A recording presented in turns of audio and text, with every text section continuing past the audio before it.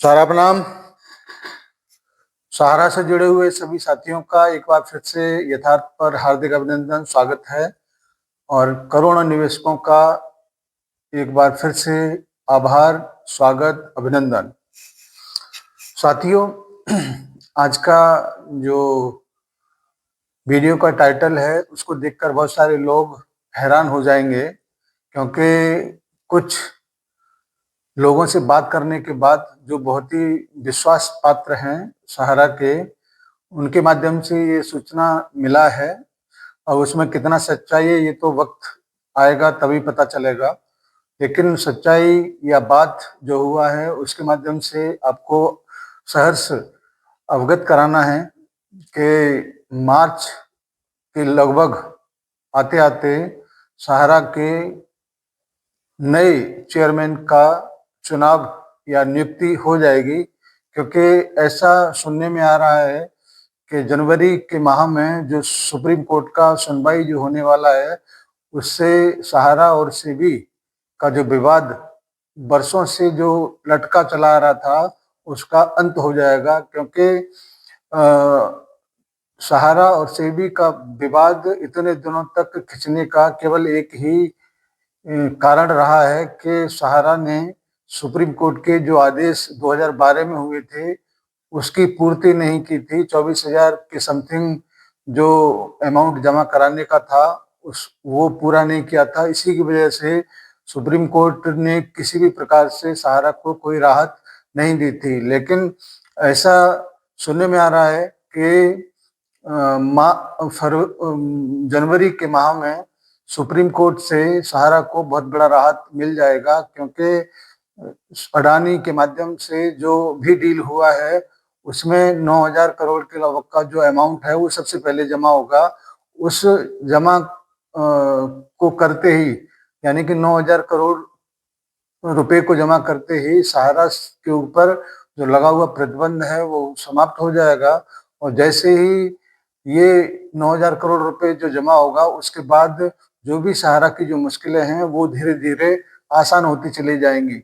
अभी तक सहारा श्री जी के जाने के बाद कोई भी चेयरमैन की नियुक्ति का न होना इस बात का संकेत है। क्योंकि किसी भी व्यक्ति को अगर चेयरमैन बनाया जाता वो भी कानून के दायरे में आ जाता है या कानून के विवाद में फंस जाता। इसीलिए इस बारे में किसी ने भी पहल नहीं की और अभी तक नियुक्ति नहीं हो पाई। लेकिन अब ये सुनने में आ रहा है कि जैसे ही सुप्रीम कोर्ट के आदेश पूरे हो जाएंगे उसके कुछ दिन के बाद सहारा का नवीनीकरण एक तरीके से हो जाएगा और चेयरमैन की नियुक्ति भी इसमें होगी। उसके बाद बहुत सारी चीजें बहुत आसान हो जाएंगी जो अभी बहुत मुश्किल लगती हैं। जितने भी कानूनी विवाद हैं वो पैसे न होने की वजह से या फंड न होने की वजह से हैं। चाहे किसी भी प्रकार का विवाद हो, चाहे मुख्यालय पर लगे हुए ताले की बात हो, चाहे किसी अन्य कार्रवाई की बात हो, वो फंड न होने की वजह से सहारा के समक्ष आ रहा है। और जैसे ही फंड की उपलब्धता हो जाएगी उसके बाद ये सब अपने आप विवाद समाप्त हो जाएंगे। साथियों, अगर ऐसा होता है तो बहुत बड़ी राहत सहारा के निवेशकों के साथ सहारा के कार्यकर्ताओं को होगी। क्योंकि सबसे ज्यादा जो परेशान है वो वर्तमान में सहारा का कार्यकर्ता है, जो पिछले 30-35 महीने से एक तो बेरोजगार है क्योंकि उसका कारोबार रुका हुआ है और उसकी जमा पूंजी भी सहारा में ही जमा है। इसलिए वो सबसे ज्यादा परेशान है।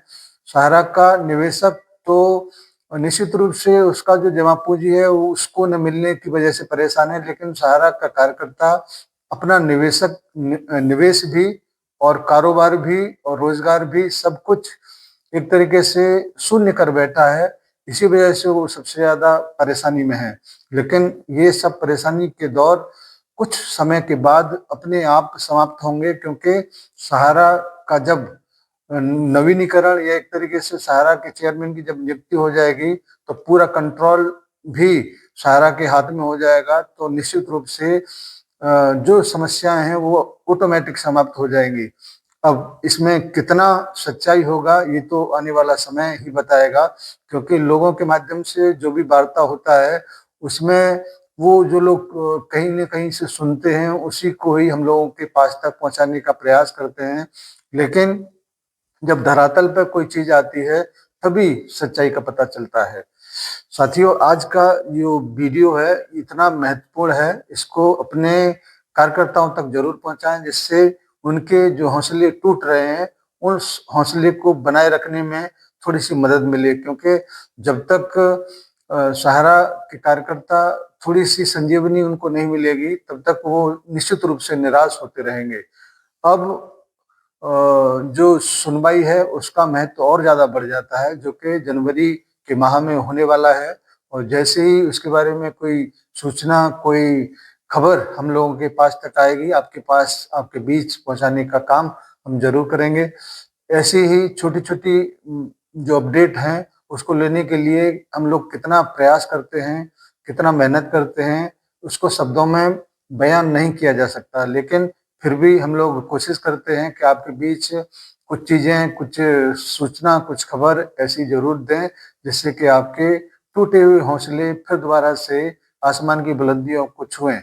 साथियों, आज का ये वीडियो मेरा जो बना है,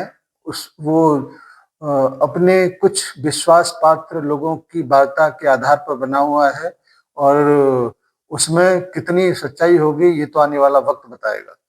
धन्यवाद आज की इस छोटी-सी वीडियो के लिए, और उम्मीद करते हैं कि आप अपने-अपने परिक्षेत्र में इस सूचना को ज़रूर भेजेंगे, क्योंकि ये बहुत महत्वपूर्ण है। सभी साथियों को सादर सहारा प्रणाम, सभी साथियों को सादर नमस्कार। हमारे जितने भी निवेशक साथी हैं उनको भी सादर नमस्कार। जय हिंद, सादर सहारा प्रणाम।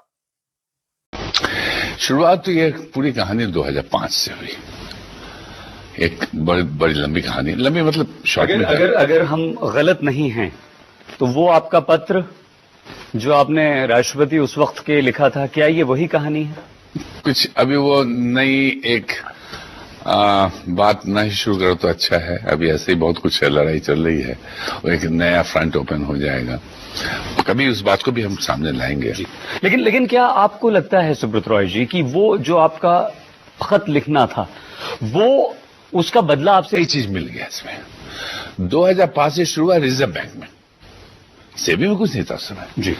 रिजर्व बैंक में हम लोग आरएनबीसी बहुत अच्छा चल रहा था। इवन गवर्नर ने कहा था आरएनबीसी बहुत अच्छी चीज है, क्योंकि आरएनबीसी में फाइनेंशियल इंक्लूजन था।